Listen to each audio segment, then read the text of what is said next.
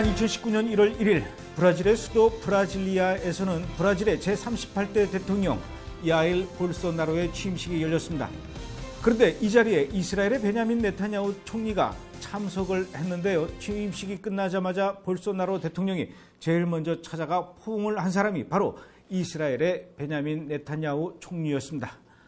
우리나라에서 지구 반대쪽에 있는 남미 브라질의 대통령이 새롭게 선출된 것에 대해 우리가 왜 관심을 가져야 하는지, 그리고 볼소나로 대통령이 이 자리에 이스라엘의 베냐민 네타냐후 총리를 왜 초청했으며 취임식이 끝나자마자 제일 먼저 왜 베냐민 네타냐후 총리와 포옹을 하게 되었는지, 그 배경에 대해서 오늘 브레이드 브리핑에서 살펴보도록 하겠습니다.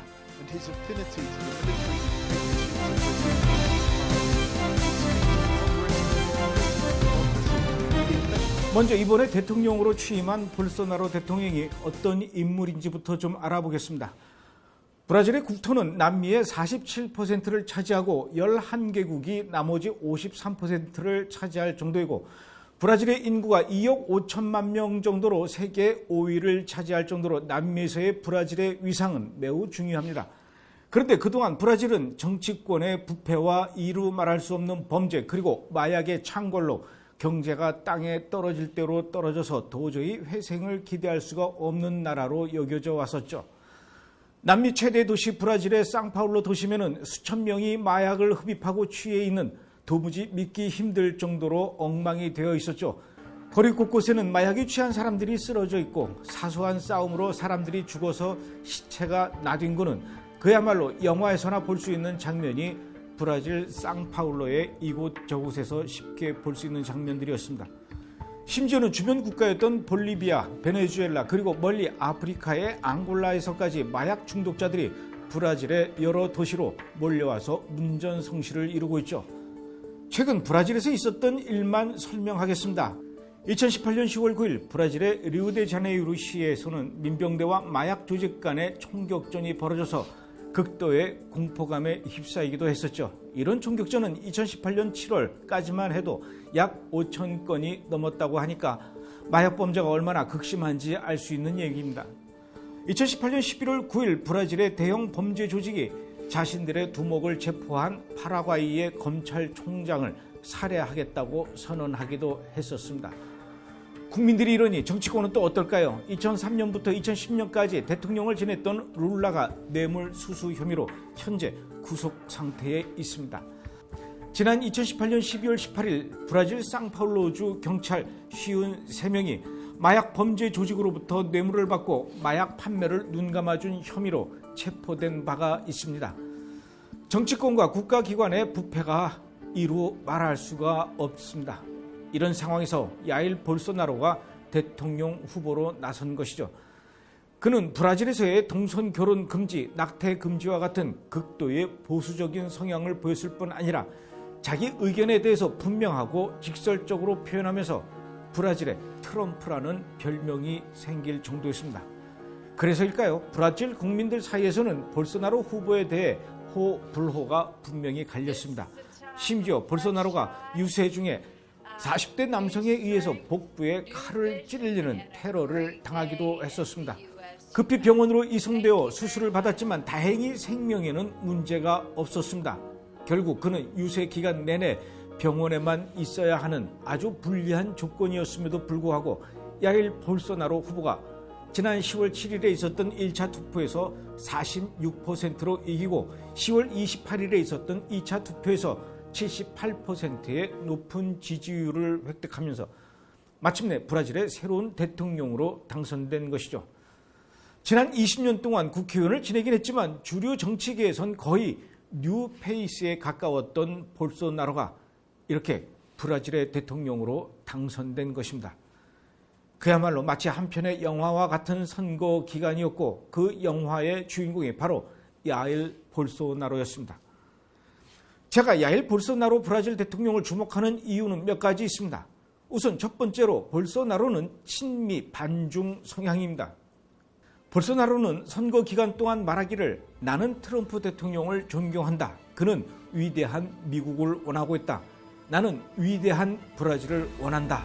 이렇게 계속 이야기해 왔습니다.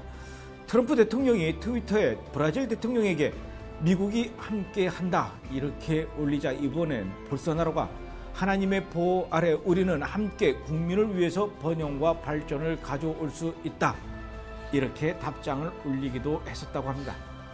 그러면서 중국에 대해서는 반대의 입장을 분명히 밝혀왔었죠. 중국이 브라질의 땅을 사들이고 있다. 여러분은 브라질을 중국의 손에 맡길 것인가? 나는 브라질의 대통령이 된다면 더 이상 중국의 투자를 받아들이지 않을 것이다. 이렇게 줄곧 외쳐왔는데 그랬던 그가 진짜 대통령이 되었으니 당연히 중국의 입장에선 반가울 리가 없지요. 사실 브라질은 중국의 최대 교육국 중의 하나로 브라질에 대대적인 투자를 해놓았었습니다. 중국이 브라질에 대한 투자는 2012년엔 14억 달러에서 2017년엔 100억 달러에 달해 무려 7배에 달하는 성장세를 보여왔습니다. 중국 기업들은 전력과 농업, 항만, 건설 등 다양한 인프라 사업에 진출해 왔고 미중 무역 전쟁 이후에는 브라질과 전략적 협력 파트너 관계를 맺으며 적극적인 투자를 유치해 왔었다고 합니다. 그런데 볼소나로 대통령이 이젠 더 이상 중국의 투자를 받지 않겠다고 하니 중국의 입장에서는 매우 듣기 불편한 얘기겠죠. 이제 볼소나로 대통령은 국제적으로 브라질 위치를 재정렬하게 될 것입니다. 중국과 멀리하고 동시에 서방 국가와 친밀한 관계를 유지하려 할 것이며 특히 트럼프 대통령과 긴밀한 관계를 유지하려 할 것입니다. 두 번째로 우리가 그를 지켜봐야 하는 이유는 그가 보이고 있는 기독교적인 입장입니다. 볼소나로는 당선인 시절에 이미 여성 가정 인권부 신임 장관으로 다마레스 알부스라는 복음주의 목회자를 임명했었습니다. 변호사이자 목회자인 그녀는 그동안 브라질에서의 낙태 합법화를 반대해 왔었다고 합니다. 대통령 당선자가 나중에 자기와 함께 호흡을 맞추고 뜻을 맞추어 나라를 이끌어가기 위해서 생각과 철학을 같은 사람을 국가의 일꾼으로 선택하는 것은 당연한 일이겠죠.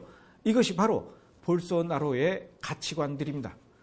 볼소나로는 당선인 시절에도 그동안 브라질의 진보당이 학교 내 성교육과 LGBT, 즉 레즈비언, 게이 등 동성애자들의 인권 옹호 등에 있어서는 너무 지나치게 과다하다고 주장하면서 기독교 가정의 가치 회복을 공약으로 내걸었었습니다. 볼소나로는 지난 10년간 침례교회에 출석했으며 아내와 아들도 역시 복음주의 기독교인이라고 합니다. 2017년도에 있었던 한 연설에서는 하나님은 모든 것 위에 계신다. 이것은 세속적인 나라에서는 있을 수 없는 일이다. 미국은 크리스찬 국가이며 이것을 반대하는 소수 그룹은 가능하다면 태도를 분명히 바꿔야 할 것이다. 이렇게 주장하기도 했었습니다. 우리가 볼소나로 대통령을 주목하는 세 번째 이유는 그가 이스라엘을 너무나 사랑한다는 것이죠. 볼소나로는 후보자 시절부터 선거운동을 할 때 이스라엘의 브라질 대사관을 텔아비브에서 예루살렘으로 옮기겠다고 약속을 해왔습니다. 예루살렘은 더 이상 이스라엘의 수도라는 것에 대해서는 의심할 것도 없으며 그동안 브라질이 외교적 중립을 지키기 위해서 기존의 두 국가 해법을 지지해 오던 관례를 깨고 반드시 예루살렘으로 대사관을 옮겨올 것이라고 천명해 왔었습니다. 그렇다면 팔레스타인에 대한 생각은 어땠을까요? 볼소나로의 팔레스타인에 대한 생각은 이렇습니다. 팔레스타인이 국가인가? 팔레스타인은 국가가 아니기 때문에 브라질에는 팔레스타인의 대사관이 필요 없다. 사실 그동안 브라질의 수도 브라질리아에는 팔레스타인 대사관이 있었습니다. 그런데 그 대사관을 폐쇄하겠다고 단호하게 입장을 밝혀왔었던 것이죠. 그러면서 내가 만약 브라질의 대통령이 된다면 그 첫 번째 해외 순방 국가는 이스라엘이 될 것이다. 이렇게 단언해 왔었습니다. 어떻습니까? 멋지죠? 정말 브라질의 트럼프라고 했던 말 맞는 것 같습니다. 이게 바로 브라질의 38대 대통령으로 취임한 볼소나로의 이스라엘 사랑입니다. 그래서 그는 그의 취임식에 이스라엘의 베냐민 네타냐후 총리를 초청한 것이며 이스라엘이 1948년 건국한 이후 처음으로 이스라엘의 총리가 브라질 땅을 밟게 된 것입니다. 네타냐후 총리가 브라질에 도착하는 날 가장 먼저 환영 인사를 한 사람이 볼소나로 대통령 아들 에두아르도라고 합니다. 이날 환영하는 모습을 예루살렘 포스트 신문이 일면 머리 기사로 보도를 했는데요. 기사 제목이 아주 흥미롭습니다. 브라질 대통령의 아들은 네탄야후의 팬. 이날 기사에는 베냐민 네탄야후의 브라질 방문을 제일 먼저 환영하고 싶어서 브라질 외교부 장관과 이부 이스라엘 대사에게 부탁해서 제일 먼저 환영 인사를 하게 되었다고 합니다. 그리고 브라질의 새로운 대통령 취임식 날, 모든 취임식이 끝나자마자 볼소나로 대통령은 이스라엘의 베냐민 네타냐후 총리를 찾아가 뜨거운 포옹을 나누며 감사의 말을 전한 것입니다. 브라질과 이스라엘, 이스라엘과 브라질, 과연 어떤 인연이 있었을까요? 2차 세계대전 당시 수많은 유대인들이 독일 나치에 의해서 포로 수용소에 있는 가스실로 끌려들어가 잔인하게 학살을 당하고 있었습니다. 유럽에 있던 유대인들은 독일군의 손에 잡혀 끌려가지 않기 위해서 다른 나라로 도망갈 수밖에 없었죠. 그러나 다른 나라로 도망가기 위해선 그 나라에 비자가 필요했었습니다.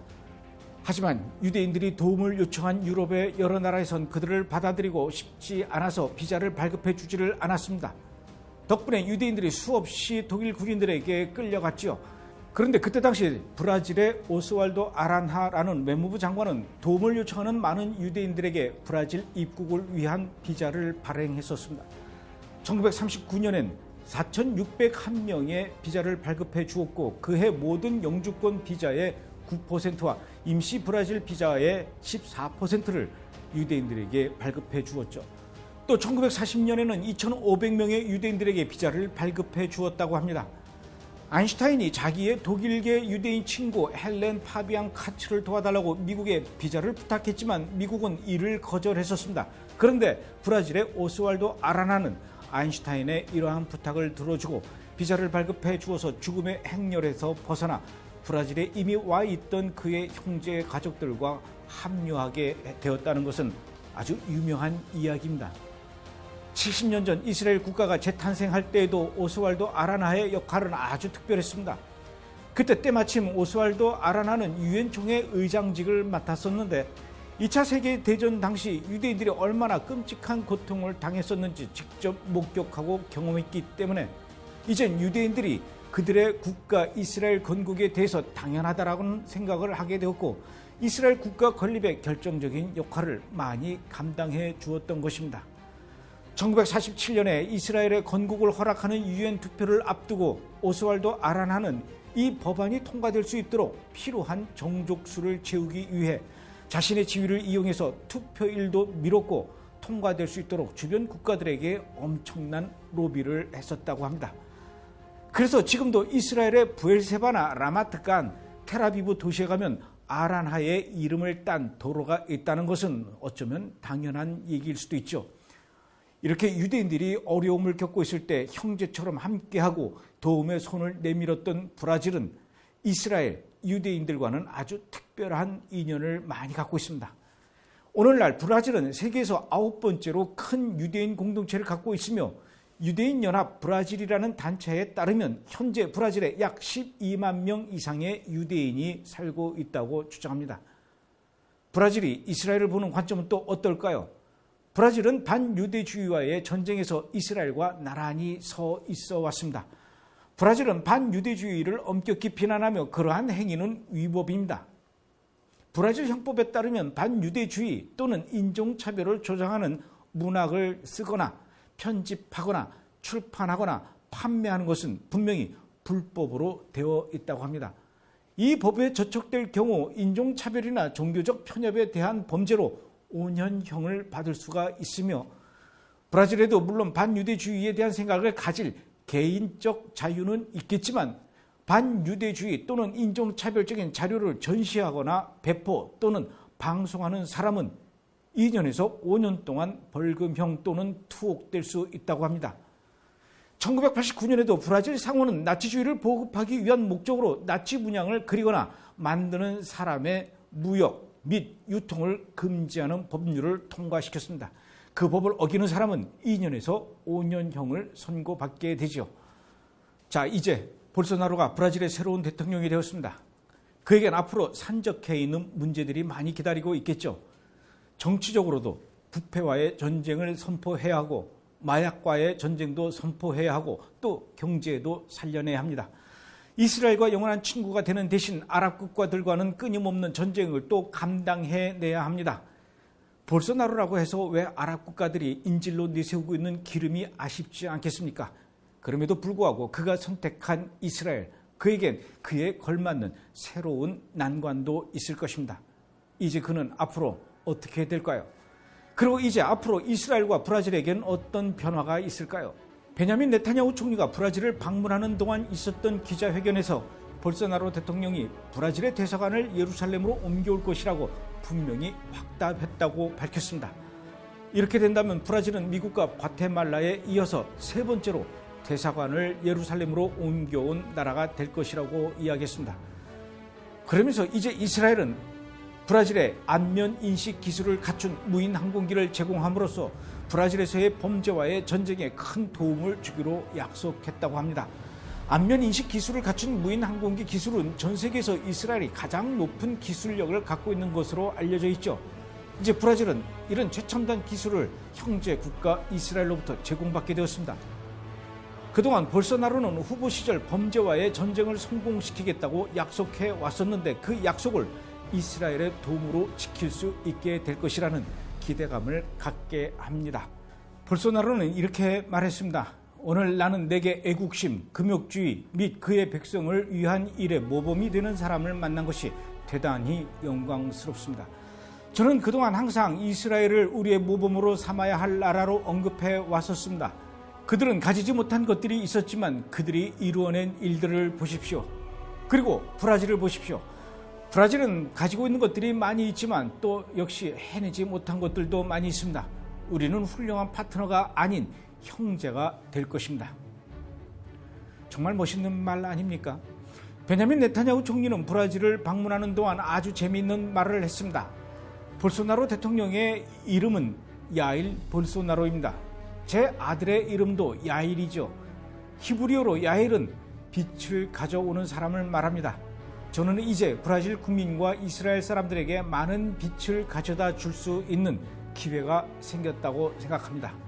이것은 형제들의 동맹입니다.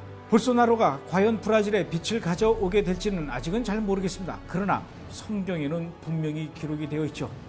예루살렘을 사랑하는 자는 형통하리로다. 너를 축복하는 자는 내가 복을 주겠고 너를 저주하는 자는 내가 저주하리라. 이스라엘을 형제로 사랑하는 나라, 이스라엘을 사랑하는 대통령, 이스라엘을 사랑하는 국민 브라질에 그동안 수십 년 동안 쌓여왔던 범죄와 부패 그리고 가난함, 과연 이것들이 앞으로 얼마나 해결이 될지는 잘 모르겠지만 하나님은 브라질을 더 이상 그냥 내버려 두지 않으실 거라 저는 그렇게 믿고 있습니다. 이제 이 세상에서 가장 든든한 형제국가 이스라엘을 두지 않았습니까? 이스라엘의 베냐민 네타냐후 총리는 볼소나로 대통령에게 약속을 했습니다. 이전에 유대민족이 어려움을 겪을 때 자기 일처럼 나서서 도와준 브라질의 은혜를 우리 이스라엘은 절대로 잊지 않습니다. 전 세계 모든 나라들이 예루살렘을 이스라엘의 수도로 인정하지 않으려 할 때에도 브라질은 이스라엘 편에 서 주었습니다. 그것을 잊지 않겠습니다. 이제 이스라엘이 브라질을 도울 차례입니다. 이스라엘이 갖고 있는 모든 최신 기술을 브라질에 제공할 것입니다. 이스라엘과 유대인들의 재산을 브라질의 재건을 위해 아낌없이 사용할 것입니다. 브라질이 국제 정치에서 우리의 도움을 요청할 때 우리는 기꺼이 브라질 편에 설 것입니다. 브라질이 군사적으로 우리의 무기와 힘이 필요하다면 우리는 망설이지 않고 도와줄 것입니다. 우리가 갖고 있는 정보가 필요하다면 적정할 때 얼마든지 제공할 수 있습니다. 우리는 형제이기 때문입니다. 자, 어떻습니까? 이스라엘 편에 선다는 것은, 이스라엘을 축복한다는 것은, 그리고 이스라엘을 사랑한다는 것은 이렇게 엄청난 축복을 약속받을 수 있다는 것입니다. 그동안 가졌던 브라질에 대한 부정적인 선입견이 혹시 여러분들에게 있었습니까? 마약과 범죄와 부패에 대한 선입견으로 가득 차 있었습니까? 그러나 적어도 이스라엘을 바라보는 관점에 대해서는 우리나라는 브라질 앞에 명함을 내밀 수가 없는 나라가 되었습니다. 우리나라는 언제 대통령 취임식장에 이스라엘 총리와 대통령을 초청하는 나라가 될까요? 우리나라는 언제 이스라엘을 사랑하고 축복하는 정부가 될까요? 우리나라는 언제 이스라엘을 형제 동맹 국가로 여기는 나라가 될까요? 우리나라는 언제 예루살렘은 이스라엘의 수도가 맞으니 당연히 예루살렘으로 대사관을 옮겨야 한다고 소리 높여 부르짖는 대통령 후보가 나오게 될까요? 저는 오늘 브라질의 새로운 대통령 취임식을 뉴스로 보면서 축하하는 마음과 동시에 부러움과 착잡함과 안타까움, 이 모든 감정이 복잡하게 뒤엉켰습니다. 그럼에도 불구하고 우리나라를 위해서 기도를 해야겠지요. 그리고 나라의 정치 지도자들이 이스라엘 편에 서는 것을 바라기 이전에 하나님의 말씀을 강단에서 설교하는 많은 목사님들조차도 이스라엘을 폄하하고 이스라엘을 비난하고 이스라엘을 저주하는 분들도 많이 있으니 제 마음은 그저 더욱 심란해질 뿐입니다. 여러분, 볼소나로 대통령은 여전히 반대파로부터 암살의 위협을 받고 있다고 합니다. 이스라엘을 사랑하는 브라질의 대통령이 안전할 수 있도록 여러분들이 기도해 주십시오. 그리고 그의 이스라엘 사랑이 영원히 변치 않도록 기도해 주시며 그가 이끄는 범죄와의 전쟁, 부패와의 전쟁, 가난함과 배고픔과의 전쟁에서 반드시 승리할 수 있도록 그에게 지혜와 용기와 결단력을 주시며 그리하여 이스라엘을 사랑하고 하나님의 말씀을 따르려는 지도자가 반드시 하나님으로부터 복을 받고 승리한다는 것을 온 세계 모든 사람들이 깨달을 수 있도록 기도해 주시기 바랍니다. 저희 브레드 미니스트리에서는 브레드 TV를 비롯해 저희가 하고 있는 사역을 물질적으로 돕기 위해서 매월 정기적으로 후원해 주시는 분들을 위해서 이스라엘 소식과 메시아닉주 소식 그리고 저희 미니스트리 사역 보고 등을 내용으로 하고 있는 월간지 브레드 리포트를 매월 발행하고 또 우편으로 여러분들에게 보내드리고 있습니다. 발행을 시작한 지 벌써 8개월째인데요. 저희도 점점 노하우가 생기면서 그 내용이 충실해져 가고 있고요. 디자인도 또 예쁘게 세련되져 가고 있습니다. 그리고 받아보시는 분들도 내용이 너무 좋다고 이야기하시는 분들이 많아지고 있습니다. 방송으로 보았던 내용이 글과 사진으로 다시 정리되어 있는 부분들도 있고요. 또 최근에 이스라엘 소식을 보면서 기도 제목도 정리되어 있으니 참 좋다는 분들도 많이 있습니다. 이 매거진을 보시고 나만 볼 것이 아니라 혹시 아직도 이스라엘을 잘 모르시는 이웃이나 교인 또는 가족들에게 이 책을 좀 전해주고 이스라엘을 알려야 되겠다 이렇게 생각하시는 분들도 많이 있는 것 같습니다. 저에게 매달 몇 권씩 더 보내줄 수 있습니까? 제가 주소를 보내드릴 테니 이곳에도 좀 보내줄 수 있나요? 이런 분들이 많이 생겨나고 있다는 얘기죠. 물론 보내드리죠. 그런 분들에게 저희가 최소한의 제작비와 우편 발송비만 받고 보내드리도록 하겠습니다. 많은 분들이 읽으면 저희야 더 좋죠. 좀 더 많은 분들이 읽었으면 더 좋겠습니다. 이스라엘에 대한 올바른 정보를 알려주는 것도 좋고요. 이스라엘을 위한 기도 제목을 알려주는 것도 좋습니다.